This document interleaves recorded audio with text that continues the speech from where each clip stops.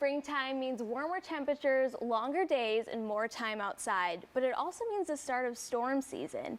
Dana Brown, the president of Cervices, LLC, joins me to tell us more about what people can do right now to prepare your home for spring storms. Now, I feel like winter is just hanging on for dear life. Unfortunately. And it's been a crazy one with the snow, the ice, then rain is coming through. I'm sure this is doing such damage on our homes.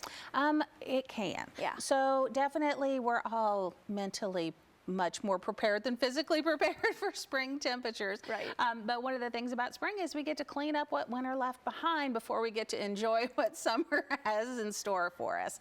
So this time of year is really a good opportunity to kind of play catch up with whatever Mother Nature dealt us in the craziness of this last winter.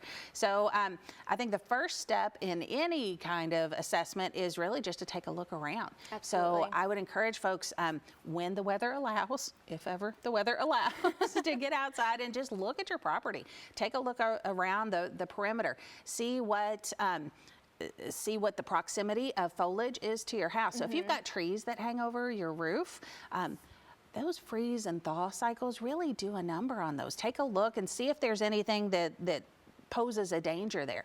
Look at your shrubbery. Make sure that you've got a walkways width so that any winds that come along with spring, because we know they tend to come along in March and April, aren't going to blow into your house and damage siding, damage window wraps, that sort of thing, gutters. Obviously anything that's in contact with the perimeter of your house needs to be cut back. Now, I'm no plant expert. I'm great at roofing, gutters, and siding, but as far as the timing of cutting back those plants, you really need to consult somebody that knows a whole lot more than me about that part. But that's really the first step, is just taking a look at where you stand at the end of winter. Right. As far as your roof, that was my next question. Yeah, unfortunately, a lot of folks are dealing with ice dam issues, where the freeze and thaw, where the conditioned space from your house, that heat rises up, it melts that snow, it hits the eave line and gutter line, and it refreezes. It forces water up and breaks the seal of your shingles. Sometimes you can see that from the ground. If you look at the line of your shingles, you know, everything's supposed to be in a nice straight line. If you've got some that are slipping or falling, that's a great indicator. Obviously, if you've got water inside, indicator you need to get a professional to take a look at that as well. Yeah, and so what should people look for in those eaves and rakes? Like you mentioned, like water expands, refreezes, all of that, but what are some of those things to also look for too? So definitely any signs on the inside of water. So if you've got spots in your ceiling, a lot of times people will say, you know, it's leaked there before. I don't think that this is a new leak.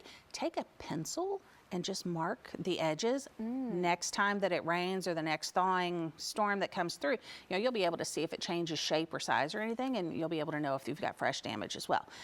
But take a look at your gutters also. From underneath, you'll see if they're bowed out. A lot of times you wouldn't think that ice could do that much or apply that much pressure, but it can. And it can back those gutters hangers out, bow the gutters. It's just a matter of time, because that's going to catch extra water and weight in the springtime rains. So definitely something to get taken care of and looked at on the front side of things. Absolutely. And those outdoor ornaments too, whether that be, you know, something decorative or even like swing sets or trampolines or something like that. Those can be such a danger when it comes to storm season. They really can. I mean, you see them on the news. Every time that there's a 60-mile-an-hour wind gust, you'll see a trampoline laying in somebody's yard or something like that. The winds that come along with springtime are no joke, and anything that we can do to be prepared and to prepare our home to weather that storm without damage is definitely a step in the right direction. So securing any kind of outdoor ornaments, take a look at things, everything from, you know, flag poles. We see that regularly.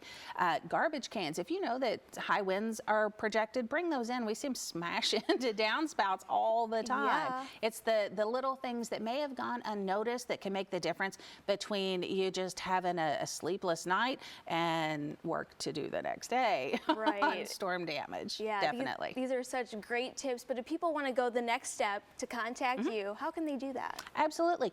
Go to our website at cervicesllc.com, or you can call our office anytime. It is 502-749-7663. That's 749-ROOF. All right, Dana, thank you so much. We're getting all prepared now. I feel a lot better. That's the plan. Bring on the sunshine. There we go. So to learn more more, go to servicesllc.com.